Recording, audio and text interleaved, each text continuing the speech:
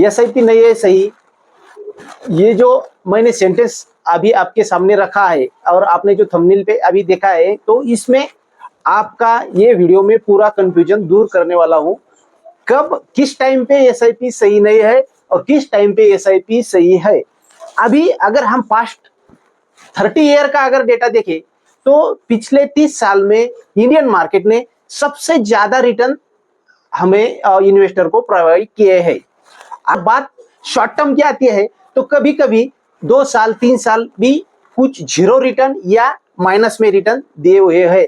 अगर इस बात आप हम लोग अगर पिछला रिकॉर्ड अगर हिस्टोरिकल डाटा अगर चेक करेंगे तो अभी आपके सामने जो डाटा रख रहे हैं ये हमने गूगल से लिया वाला है और ये इस निफ्टी ने एक्चुअल सारा मार्केट निफ्टी को ही फॉलो करता है। कुछ स्मॉल कैप है, स्मॉल कैप कभी कभी ज्यादा गिरते हैं और बढ़ते टाइम ज्यादा बढ़ते हैं, मिड कैप का भी वैसा ही है। लेकिन जो निफ्टी को लार्ज कैप कुछ ज्यादा फॉलो करते हैं और हर एक म्यूचुअल फंड निफ्टी से ज्यादा रिटर्न देने की कोशिश करता है। तो अभी हम देखेंगे साल 2000 में हम 1 महीने का डाटा लेंगे और उससे ये एक्सपेक्ट करेंगे कि अगले साल क्या हुआ और कितना परसेंट रिटर्न दिया, हर एक महीने में कितना परसेंट रिटर्न दिया। उसके बाद हम निफ्टी का पी रेशियो देखेंगे और उसके बाद जब कभी भी हमें इन्वेस्ट करने की जो जरूरत है और कब करने की जरूरत है, कौन से समय में करना है, ये सब हम इसमें देखेंगे। पहला जो अभी आप सामने जो देख रहे हैं तो 2000 जनवरी 2000 में ये 4.44% रिटर्न मिला है मार्केट से। 2001 में 8.56% रिटर्न मिला है और 2002 में 1.54, 2003 में 4.72%। ऐसे चलते चलते सबसे जो कम रिटर्न या माइनस में रिटर्न जो मिला है वो है 2008। और 2008 की बात अगर करें तो सबको पता है 2008 में फाइनेंशियल क्रैशेस आया था, लेमन ब्रदर का जो इश्यू था वो इसमें आया था। तो उसके बाद अगर उसके अगले साल 2-3 साल कुछ भी रिटर्न नहीं बने और 2009 में कुछ सेक्टर ने ऐसे रिटर्न दिए कि बहुत सारे रिटर्न दिए। उसके बाद 2020 आते आते 2020 में निगेटिव रिटर्न भी दिए और उसके बाद में जो मार्केट ने संभाल लिया, उसके बाद जो पार्टिसिपेट जो बढ़ी है मार्केट की, तो बहुत सारे लोग इन्वेस्टर इसमें आ चुके हैं। जो नए इन्वेस्टर है बहुत सारे 2020 के बाद आ चुके हैं, 21 में आए, कुछ 22 में आए, उन्होंने पूरा बुल रन देखा है। और बुल रन देखने के बाद जब अभी 2024 में जो सितंबर अक्टूबर में जो रिसेक्शन आया, बोले तो जो मार्केट क्रैश आया है, थोड़ा बहुत क्रैश भी नहीं बोल सकते, थोड़ा पुल बैक आया था, इससे कुछ लोग, बहुत सारे लोग निकल चुके हैं। और अभी पिछले महीने में थोड़ा कुछ संभल था और फिर टैरिफ का ये सब आया था बीच में। तो ये टैरिफ के वार के बाद में जब ये सब मार्केट का चल रहा था तो कुछ ऐसे इन्वेस्टर थे जो नए थे, उनकी स्टडी कम थी, तो वो इस मार्केट से निकल चुके और उन्होंने बॉटम पे बेच दिया है। बॉटम पे खरीदा नहीं है, बॉटम पे बेच दिया है। और अभी जो पिछले एक हफ्ते में एक वीक में जो जबरदस्त बाइंग आई है और बुल की तरफ जा रहा है मार्केट। और यहाँ पे डब्ल्यू पैटर्न बना है कुछ सेक्टर में।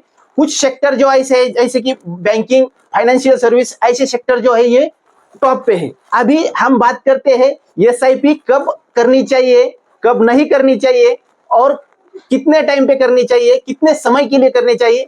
तो बात करते हैं शुरू। तो पहली जो बात है वो एसआईपी नहीं है सही। तो किसके लिए एसआईपी नहीं है सही?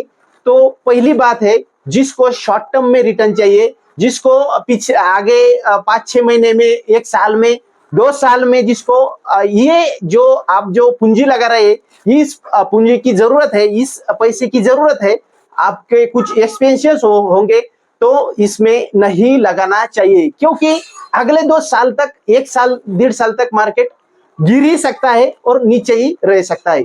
अगर यहां से अगर मार्केट अप जाता है तो फायदा होगा, अगर यहां से और डाउन चला जाता है या साइडवेज रहता है तो कुछ भी रिटर्न नहीं मिलेंगे। इसके अलावा आपके ऊपर एग्जिट लोड, एक्सपेंसिव रेशियो ये म्यूचुअल फंड में चलेगा। तो आपको साल 2 साल में कोई रिटर्न मिलने नहीं वाले और 5-10 साल में कोई रिटर्न नहीं मिलने वाली। मैं आपको एक एग्जांपल देता हूं। एक चाइनीज बम्बू रहता है, उसकी जो ग्रोथ रहती है तो आखिरी के कुछ महीने में उसकी ग्रोथ होती है। उसका एक्चुअल टाइम मैं अभी नहीं बता सकता, लेकिन उसकी जो ग्रोथ है पहले 2-3 साल कुछ भी ग्रोथ नहीं होती और आखिरी के कुछ महीने में वो 100 फुट का लंबा हो जाता है। इसी तरह एसआईपी का रहता है।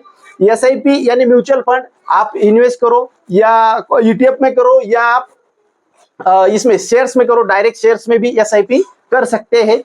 लेकिन एसआईपी का फायदा तभी मिलेगा आपको जब आप लॉन्ग रन में बने रहेंगे, क्योंकि आज तक मार्केट का इतिहास है, जब भी मार्केट गिरा है उसके 1-2 साल में और रिकवरी हुई है।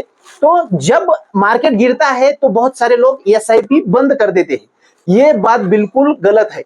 अगर मार्केट गिरता है तो एसआईपी डबल करना चाहिए, या आपके पास कुछ इमरजेंसी फंड रहते हैं जो मार्केट गिरने का इंतजार करते हैं, वो लिक्विड में रहना चाहिए या आप एफडी में भी रख सकते हैं।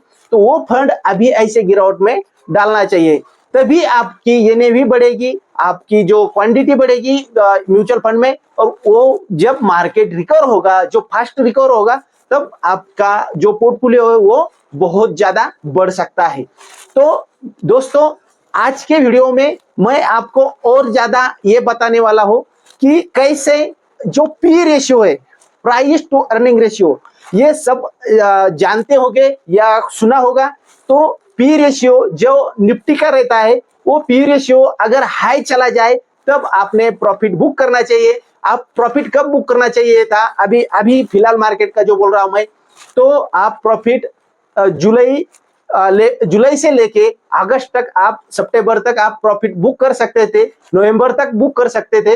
लेकिन उसके बाद जो पी रेशियो नीचे आया है, मार्केट ने बॉटम पकड़ा है, अभी इन्वेस्टमेंट का टाइम है। तो अब हम कुछ पिछला हिस्टोरिकल डाटा देखेंगे। तो ये जो आप बाजू में देख रहे हैं, इसमें सबसे ज्यादा जो ये है पी रेशियो है, वो जब भी बढ़ा है तब मार्केट गिरा है।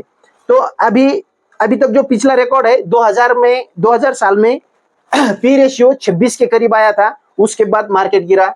उसके बाद 2008 में पी रेशियो 27.64 के करीब आया था, तब मार्केट गिरा। 2018 में 27 यानी 7.81 के करीब आया था, तभी मार्केट गिरा। और 2024 में भी यही लेवल पे पी रेशियो आया था, इसलिए मार्केट गिरा है। 2023 में भी, 2022-23 में जो यूक्रेन और रशिया का वार हुआ था, तभी मार्केट गिरा था। तो ये मार्केट गिरना ये आपको पहले संकेत देता है। अभी एक बंदे की मैं आपको बात सुनाता हूं, जो इन्वेस्टर है वॉरेन बफेट, सब उनका रिस्पेक्ट करते हैं। वो पिछले साल बेच रहे थे और ये साल खरीद रहे। तो वो बेच क्यों रहे थे? उनको वैल्यू इन्वेस्टमेंट बोलते हैं उसको। और वो वैल्यू इन्वेस्टमेंट, वहां पे वैल्यू अगर उनको ज्यादा लगे तो वो बेच देते हैं, और वैल्यू जब अच्छी लगे, अच्छी प्राइस बोलते हैं उसको, सस्ता मिल रहा है, तब वो खरीदते हैं। उनके कुछ स्टॉक ऐसे हैं वो ज्यादा लॉन्ग टर्म होल्ड करते हैं, और कुछ स्टॉक उनको अगर वो कंपनी पसंद नहीं आई तो वो बेच देते हैं। यूट्यूब पे मैं आपको मार्केट की पूरी जानकारी देते रहूंगा, मार्केट की अपडेट, और उसी में आपको इन्वेस्टमेंट करने का आपका प्लान क्या रहेगा, कैसे आप प्लान कर सकते हैं, ईटीएफ में कैसे प्लान कर सकते हैं। मैं आपको ट्रेडिंग बिल्कुल सजेस्ट नहीं करूंगा, क्योंकि ट्रेडिंग से हर कोई लॉस में ही है। अभी तक जो 99% है वो लॉस ही कर रहे हैं, और जो बताते हैं मैंने कमाया, उनका भी पीएनएल अगर आप देखेंगे तो वो भी लॉस में ही होंगे। तो अभी आप ये सवाल कर रहे होंगे कि ट्रेडिंग में कमाता कौन है फिर? तो ट्रेडिंग में खाली ब्रोकर का फायदा है, क्योंकि ब्रोकरेज बहुत ज्यादा, ऑप्शन में ब्रोकरेज बहुत ज्यादा जाता है, और ब्रोकर का फायदा है। ब्रोकर आप स्विंग में जो आपका ये रेशियो है, सक्सेस रेशियो बहुत अच्छा है बहुत लोगों का।